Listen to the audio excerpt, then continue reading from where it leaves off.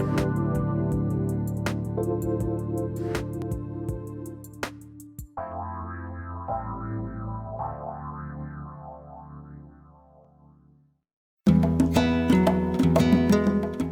and welcome to Soul Activation Podcast, a world-class broadcast of spiritual insight and inspiration with me, Suzanne Alexandria.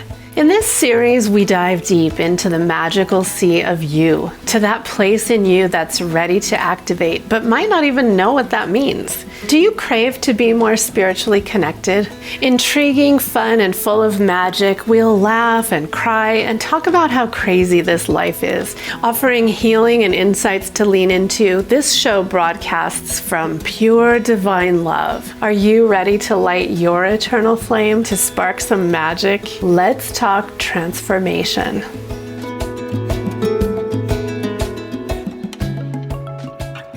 Hi, and welcome to Soul Activation Podcast. I'm Suzanne Alexandria, and it is such a pleasure to have you listening to this whenever it is, wherever you are.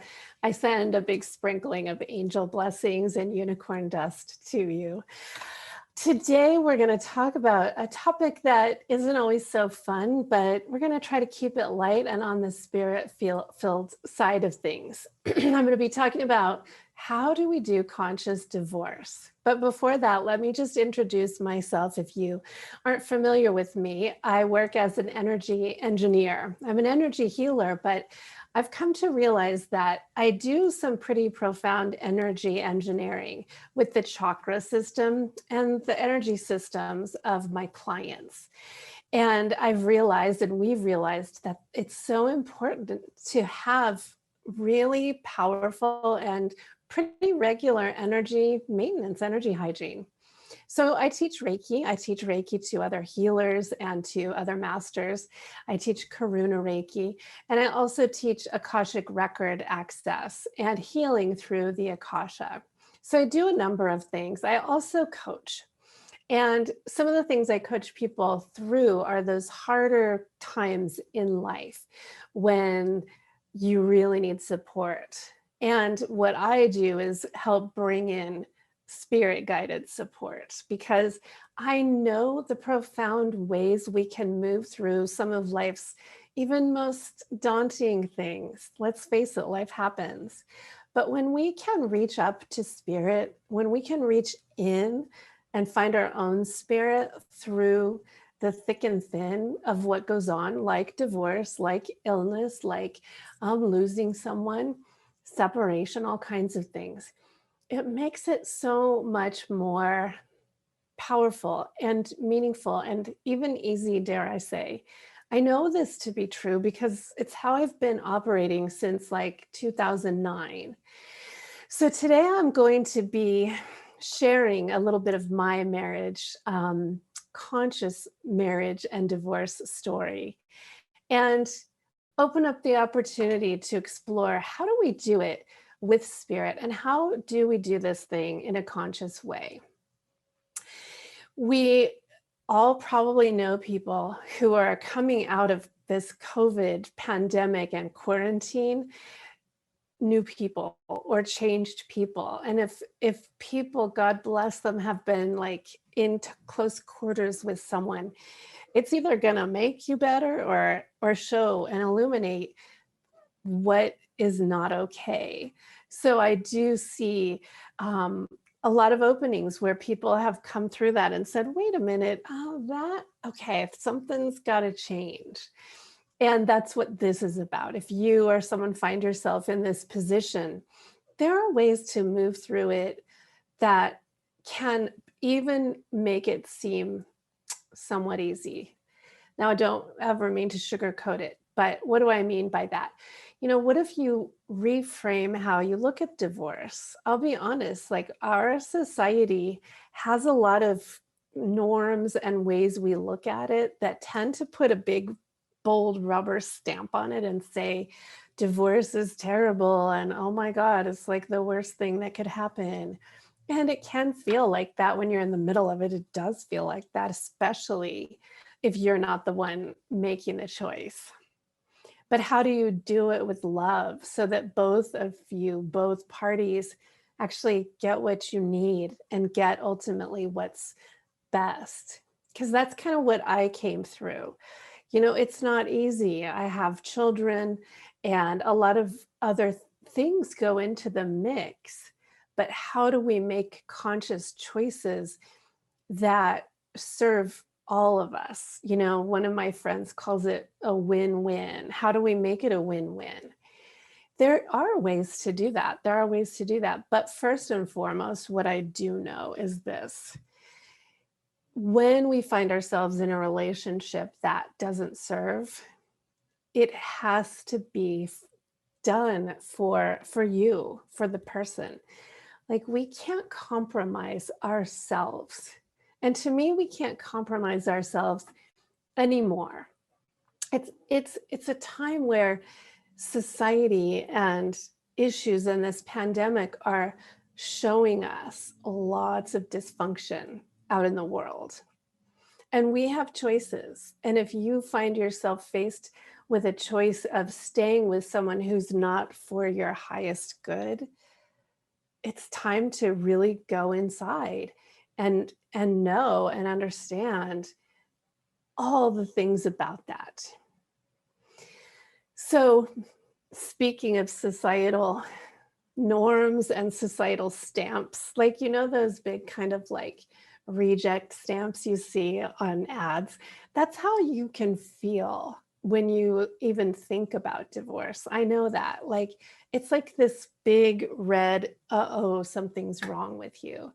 But what if your marriage has run its course? What if your marriage served in so many ways and it's time? Only you can know that, or maybe you can know that with your partner, but that's what I'm talking about. Because this is not about my ex-husband whatsoever, but I will say the marriage served us for a time, 20 years, and the time came that one of us needed something different. And I had to come to that myself. And I did that, and it wasn't easy, but was it the best thing? Yeah. And I'm going to say it was the best thing for me and therefore for my daughters. I know that because growing up in a home where there's a lot of things that are dysfunctional, that is not good for kids. And if you can't figure your stuff out, sometimes there's a way better way. But when I was thinking about this whole story, one of the stories that got me through this whole time was from this amazing book. It's called Zen Shorts, and it's Zen Buddhist short stories. And I forget the author, but I give full credit to this author. And it's I think it's like a fairy tale fable. It's common, but it's about a person who has something bad happen, and it triggers a series of what you would call bad. And each time the bad thing happened, all the neighbors in the village ran to him and said, "Oh my gosh, how terrible is that? Oh my gosh, that's so terrible." And in his Zen Buddhist way, the village guy who's going through this loss and, perceived trauma, each time he says, "Well, maybe it's bad. I don't know, maybe." Because it turned out each time something happened, it led him to something different that turned out to be a blessing. But then something else happened, and the neighbors run and say, "That's so terrible." And then he's like, "Well, maybe." So he remains in this place of non-judgment. And it's really, it's a story. And my dear friend Tanya gave me this book when I had my first child. And it got me through. I'm going to have to share this podcast with you, Tanya. You'll be listening one day. But it got me through. And it held, I held on, because when you make a choice like divorce, lots of people often will have their own thoughts about it and their own judgments. And by and large, they're going to often say, "Oh, that's so terrible." And it can be, and it is. And I never mean to minimize it. But one thing I learned was to keep this kind of maybe it's terrible, but maybe it's still what I need to do because my heart is telling me I can't do this, or I don't want to, or there's other reasons that it's going to change. So tapping into your own spiritual consciousness, into your own fine-tuned heart, that's what I call spiritually guided conscious divorce. And also tapping into the divine that loves you, the divine, whatever that is for you. For me, it's the angels. For me, it's friends who speak in these divine ways and share their insights from their hearts and from compassion. And it's the divine, it's source, it's God, it's light. But doing this kind of movement through something perceived as traumatic can be lifted. It's almost like gives you an inner tube to go through it, where you might feel like you're drowning. And I mean, I certainly felt I was drowning through many days, because just to share, I first separated from my husband in 2009. And it almost lasted like a decade. We separated for several years. I had little kids. I lived in Washington, D.C.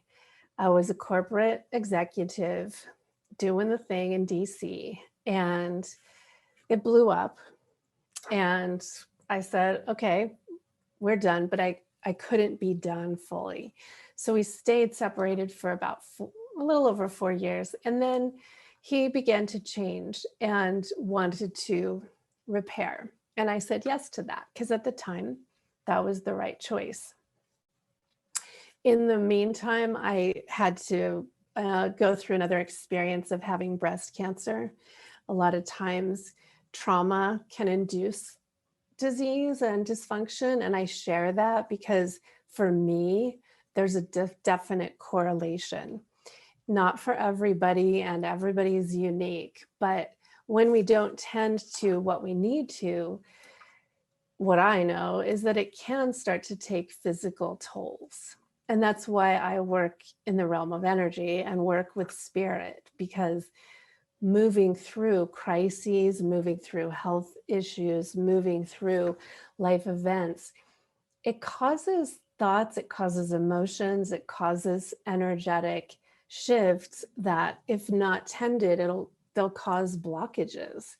They can lead to so much stress that they start to actually cause breakdown in our bodies, health issues, challenges, anxiety, depression, all kinds of things. And in that way, that is one way I work with energy and teach energy healing methods and energy shifting methods to assist my clients to stay on top of that if they're already there, or get clear. There's a correlation between what happens and our energy. Points, pure and simple. Doesn't take like a brain surgeon or any kind of high degree to know that. It's true. I know it to be true. And that's why I combine my guidance with energy shifting, because it's what I learned to do through my situations, my experiences. Notice how I have learned to talk about them without judgment, to be pretty zen about it, because I've gotten to come out of them and look with a fresh eye, and it's taken a lot. It's taken hard work to get there, but it can be. And that's kind of one thing that I stand for, is that freedom is here when we choose it. And so that brings me to one of my other topics for this podcast, which is walking with spirit. Because back in 2009, that situation really took me to my knees, and it took me to a place inside where I knew I had to start going up. And I know that's one way a lot of people are driven to a deeper spiritual connection, is through challenge, through trauma, through breakup, through whatever it might be. But for me, the bonus is that it guided me. I started to be guided to this place inside and to spirit and to God in a new way and to the sacred divine angelics that work with us. And so one of them is with us today in particular, Freya. Freya is a divine feminine ascended master who has this powerful, powerful resonance of passion and freedom. And basically, you damn well better do what's good for you. So she has a card in a Divine Feminine Oracle deck by Megan Watterson. And the mantra on that card is, I only say yes when it's a holy hell yes.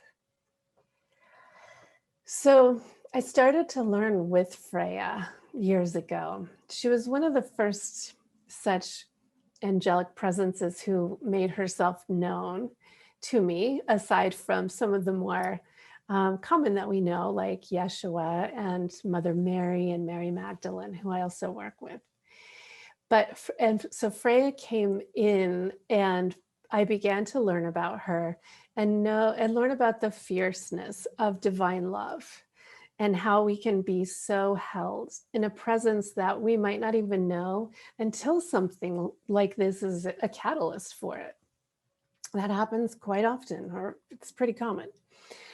So I started to go through my own process. And I mean, frankly, it was only years later where I could really say things like, yeah, I did this for myself. I mean, it's so complex. Peeling away the layers when you're moving through conscious uncoupling and conscious divorce is complex. And that's one of the things I do, is help guide as this kind of stable influence through the process. But now I can look back, thankfully, with this divine assistance and also human divine assistance. Our guides come in so many forms, but I can look back and say, okay, I did that because I had to say yes to something bigger, to myself, to my children, to my future, to many, many, many things. And that's what we're talking about. When you know that something, even though it's going to be challenging, even though it has been challenging, is right, it kind of becomes a no-brainer. One of my friends says it becomes choiceless. And that's the energy of the love of Freya that wants us to look at ourselves and say, are we really being true to ourselves? Who am I being true to? Is it myself? Is it my soul? Is it my heart? Or is it someone else? Or is it society? Or is it a vow that I took? It's really important to look at the vows we take too. They have an energetic imprint on us. We took a vow and we made a contract, and that is a beautiful thing. It's also a very, very binding thing, and that carries energy with it too. So now I talk to my kids in those terms, as far as that, when you say yes to other people in whatever kind of agreements, you're making an energetic covenant as much as an agreement. And it's really important to realize that, to be discerning about who we choose to do that with on whatever levels. So that's just another layer of it. So basically, with conscious divorce, my number one guidance is finding your way to do it. But I do have a few pointers today. I do have a few points I wanted to talk about in terms of, what I've learned and how to think about it. So choosing something like that is key, but I like to say, well, you might as well benefit and leverage it for all that you can, like mine it, because you're going to go through it. So choose how you're going to go through it. Choose what you're going to glean from that experience. What are you going to take away from it, because there's so many blessings. Of course, there's blessings, and we get to take those with us, and we get to leave the other stuff behind. So choosing the how is so, so, so key. I also say choose to heal through it. Let yourself choose to do things like stop harmful patterns, break old habits, be mindful of who you are now and who you were.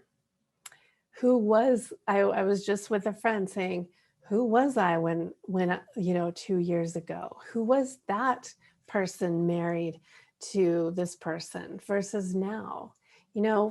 Unfortunately, sometimes when our unions aren't the healthiest, we lose ourselves. And so, as is the case with this podcast, where I talk about healing is this process of finding the parts of us that we've given away or lost. That's what we do when we decide and realize and choose to come back to ourselves through a marriage, through dissolving a marriage. What do I need to bring back to myself? And those are some of the things I lead people through. But most of all, I say choose to do it with love, through the lens of love. That's possible. It's not always going to be understood by the other party, but when you can come to it through the lens and the anchoring of love, it changes everything. It takes you from the literally lower vibrations of ego and fear and, oh my gosh, I better get everything I can, to love. What does love say about this now? And that leads to respect.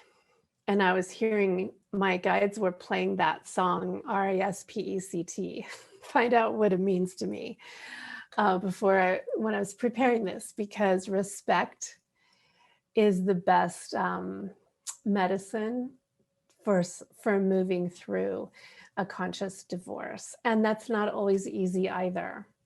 But you know what else I found is that it's got to be respect for me, for a number one. We kind of often forget that in the whole scenario. And if you're listening to this podcast, you probably find it really easy to respect other people before you know how to respect yourself. So that's why they were blasting the music, my angels, of that song. And I can see it in all caps, respect.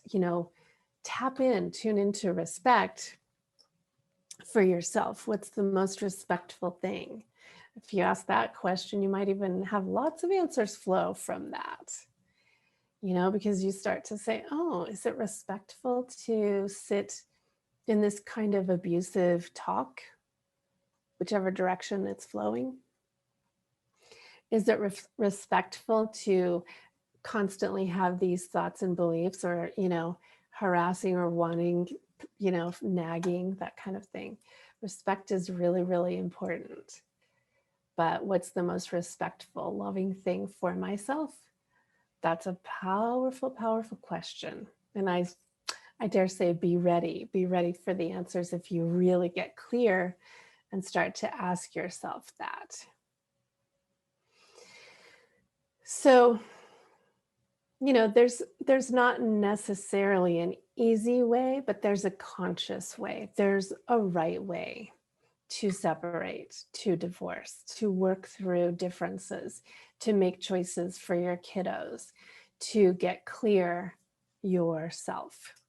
There's a conscious way to do that. And that's what my work, my program about conscious divorce is about. So if this calls to you, or if you know of someone really, really struggling who is on the brink or needs assistance, that's the kind of guidance I offer. Because I have learned, and I'm looking at my notes, I've learned, I had to learn often the hard way. Mind you, I went through this 2 different times. And the second time was much more conscious, much quicker, much easier. But when you're heart-centered, when you're spirit-guided, when you do what, programs like the 12 steps tell you, let go and let God. When you can do that, you deepen, you heal, you transcend a lot of the societal norms, a lot of society's judgment pointing right at you. You kind of learn that doesn't matter, because what really matters is this precious life that I have. This precious life. There's this one right now in this incarnation. So what do I want? What am I going to choose? And I know with every cell in my body that spirit, the angel realm that watches over you and watches over me, wants what is most holy and most sacred and best and divine for you, for me, for those of us in these situations. And they're going to do everything possible to co-create a life of abundance through it, and a healing through it, and what is most reverent through it. So that's how I look at it. And ultimately, it's about freedom. Freedom to choose, freedom to be expressed as you, freedom to come out of something that doesn't serve you and start to make conscious choices for what does. Whether, I'm not talking about another relationship, I'm just talking about the life beyond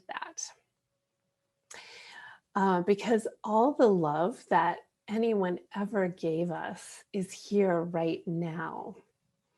And all of the lovelessness we perceived, all that other stuff, you come to find and realize it's an experience. It was here, it showed us, and now I get to choose which way I walk. And more importantly, how I walk. So that's my introduction and my kind of what I got to share about conscious divorce. It's possible. It's not always easy, but to me, it's way easier than the other way, because I've done both.